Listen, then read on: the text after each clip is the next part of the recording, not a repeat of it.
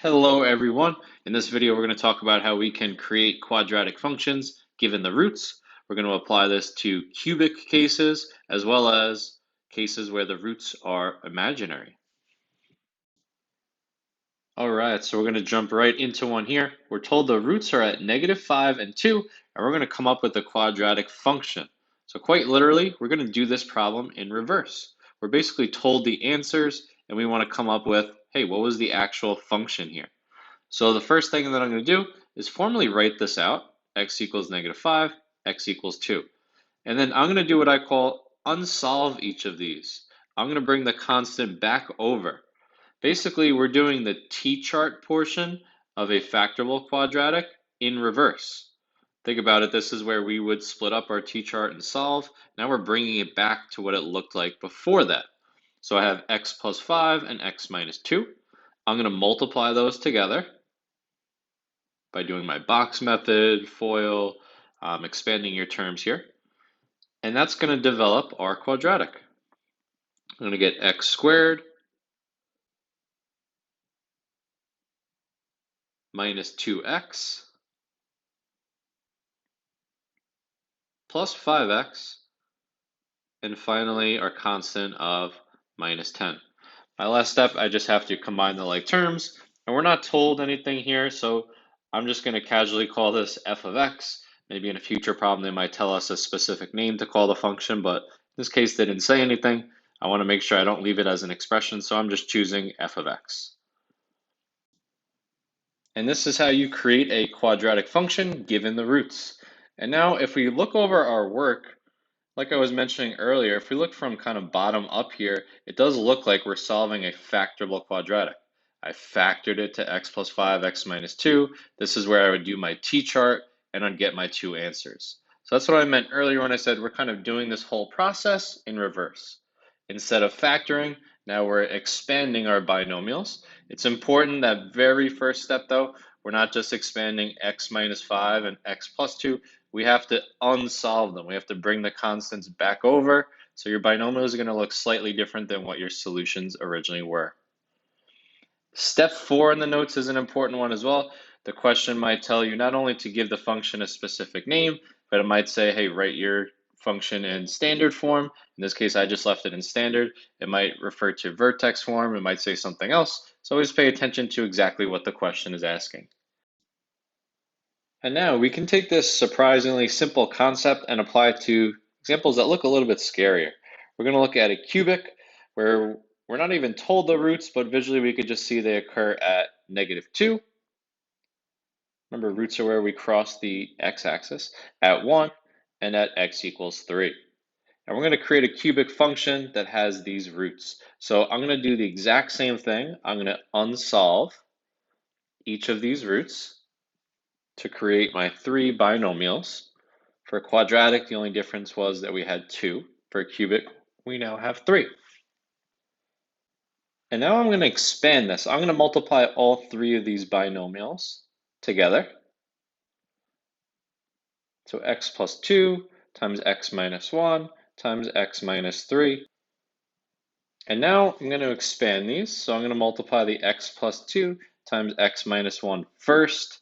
I'm not going to do all three of these at the same time. That can get a little hectic, a little confusing. So I'm first just going to get my trinomial. We could probably even do this one without a box method here. Mental math, we're going to get x squared plus 1x minus 2. And now I'm going to multiply that by the remaining x minus 3. This one, I am going to set up a box method. Obviously, if you're a little bit more comfortable with this, you can do this just with your little arrows or your loops. But trinomial times a binomial, especially we might be a little rusty with box method or polynomial stuff at this point, can't hurt to draw a simple, quick 2x3 box. So I'm labeling my sides. Remember, pay close attention to the signs. Notice my negatives. I get x cubed, I get x squared, minus 2x, positive 6 in the bottom right-hand corner, negative 3x, and then negative 3x squared.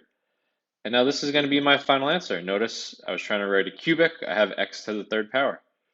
I cannot fit this, so I'm going to try to squeeze it underneath, combining like terms in the process here, just to save space. I get x cubed minus 2x squared minus 5x, and then plus 6. And that is our final answer here. I'm just going to box this in. Again, once more explaining where I was trying to do two steps at once here just to save some space. The minus 2x squared came from combining negative 3x squared and positive 1 to get negative 2. And the negative 5x came from the negative 3 and the negative 2x to get negative 5x. So once again, this idea of using roots to create functions can be applied not only to quadratics, but to more advanced functions like cubic by applying the exact same steps. What's the only difference between this problem and the previous one? The idea that we're doing our box method, our expansion, one additional time. Otherwise, it's pretty much the exact same process. All right, in this case, we're given a graph there. It's a little pixelated, but we see that it does have a root at negative 2. So the question becomes, how can we adjust to write this function? And if you're not sure what I mean, let's try to actually do this one like we've been learning on the two previous questions. I write my root out, I unsolve it, and what's the problem here? Being that I only had one root, I don't have anything to multiply it by. My answer is obviously not just x plus 2. I want to be able to get this as a quadratic. Right now, that would just be a linear function, y equals x plus 2. So what I'm going to do here might also make sense with a name that you've previously heard before, or a phrase that you previously heard before. I'm going to write the same root twice. I sometimes call this a double root. Delta math like to call this a equal root. And the whole purpose behind this is to give us something to multiply it by without changing the fact that, hey, it should only have one root. I can't just choose a random number because that would mean there was another root there. But if I write the same one twice, it gives me an opportunity to expand. So I'm now going to perform my box method. I get x squared plus 4x plus 4. And let's give this a name. We've been using f of x for just about everybody, so I'll call this a of x. So in cases where we have one root, we can perform the double root exception, I don't know what we want to call that here, by just writing that same root twice and expanding that way. A very important concept that I also haven't brought up just yet, the idea that this is not a unique solution. There's more than one there's more than one quadratic function that has roots, or that has one root at negative 2. If I multiply a of x by any scalar multiple, any constant, so let's say I take this and I multiply it by 5, and I'm going to call that function b of x. B of x will also have one root at negative 2. So I just want you guys to be aware of the fact, that's why sometimes the phrasing of these might seem so vague, like write one possible function. Sometimes it might ask you to write two of them, and you're like, what the heck? How am I supposed to write two? If we just throw in a scalar multiple, multiplying by any constant, that will also possess the exact same roots. The constant in there that we could easily just factor out if we were dealing with b of x isn't going to play any role in messing up your roots. So multiplying by a constant can create an alternative solution that also has the same roots. And in this final slide, we're going to kick things up a notch. We're going to try a little bit of a spicy problem here. We're told that a quadratic has imaginary roots of 4 plus or minus 2i. We're going to try to create the function rule for this quadratic. Now, I have a little bit of notes on the side here. You may or may not have seen this before in math class. The letter I, it says plus or minus 2i. So what does I mean? If we look on the far bottom left, I is the square root of negative 1. This stands for the imaginary unit. Basically, we cannot take the square root of a negative. So we represent, rather than having to always write out the square root of negative 1, we kind of use I as like a placeholder. Now, visually, think about what this means about the quadratic. If it does have imaginary roots, I have a very simple sketch up there. This quadratic does not actually intersect the x-axis, but they did tell us the roots They are imaginary, meaning it doesn't actually happen, but there's some mathematical representation of it. We're not going to get into like the what does that mean and everything, but we're going to see if we can come up with the original quadratic here. Because even though the roots are imaginary, this did have some sort of function. There was some rule here. Let's see if we can come up with it. So I'm going to start by doing the same things we've been doing throughout this video. The one thing that I'm going to do, notice this said plus minus. I am going to split that up to give me two different cases. So x equals 4 plus 2i and x equals 4 minus 2i. And now I'm going to unsolve each of these. Don't be too scared of the I. Treat it just like you would any variable.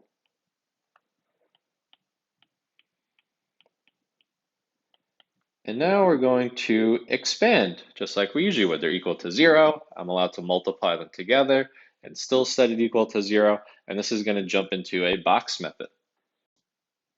So our box has magically appeared here. We have a 3 by 3. So unlike the binomials that we've been dealing with in the previous problems, now we do have a trinomial because we have that I term. I can't just combine that with the 4. So trinomial by trinomial can help to do a little 3 by 3 box. Trying to do that in your head can get a little confusing. So let's expand. X times x, x squared, minus 4x, plus 2ix. That looks a little scary. Minus 4x. Basically, I just glued the variables together, just like if it was x and y. Plus 16 in the center, minus 8i here. I have minus 2ix here. Plus 8i, and then in the far bottom right hand corner, I'm going to get minus 4. I times I is going to be I squared. So notice I'm really treating I, even though it's imaginary, it's a square root of -1, I'm treating it just like any other variable. When I did I times I made it I squared, just like I did when I did x times x. And now let's see what we can clean up inside there. I'm noticing we had plus 8i and minus 8i. So those are going to nicely cancel. I also see in the top right, I have plus 2ix, and in the bottom left, I have minus 2ix. So those are going to cancel nicely as well. Let's write out what we can. We have x squared. If we combine minus 4 and minus 4x, we get minus 8x. We have our plus 16. And now let's check this guy out. We have minus 4i squared. Now, let's think about this for a moment. If we know that I is the square root of -1, what do you think I squared is? So if I square the square root of -1, what do I get? Just -1. You're going to free the radical there, and you're going to get what's underneath. So I squared is really -1. Let me erase that. Run out of space.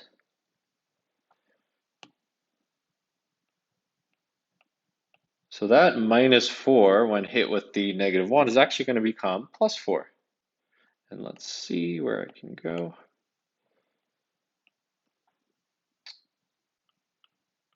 This is going to become plus 4. When combined with the plus 16 is going to be plus 20. So my function, let's put it all together. We'll call this c of x is going to be equal to x squared minus 8x plus 20. And again, that was 16 plus 4. So in cases where we're given imaginary roots, sounds scary, we haven't dealt with it much, but we can still come up with the quadratic by once again applying those same simple steps that we learned on the first slide. Don't stress too much about the whole imaginary concept just yet. I would say things that are important for us are just being familiar with what it is. So I is the square root of -1, the whole concept of what imaginary means. Hey, we can't take the square root of a negative, and some of the basic algebra. Hey, if I equals the square root of -1, then obviously squaring it is just going to be -1. And while we got a lot of scary looking terms in our box method, this will happen. Notice this canceling effect. I didn't end up even having an IX or an I in my solution, which should be the case. We should get a normal looking quadratic, even though we had all these imaginary units throughout the problem. That concludes our video on creating functions given the roots. We did spice this up a little bit with cubic and imaginary applications. These can be a little difficult, so please let me know if you do have any questions. You guys are going to be practicing these skills both on Delta Math and on an attached task worksheet. Thank all you guys for watching. I hope everyone is continuing to stay safe. I miss all you guys, and be well.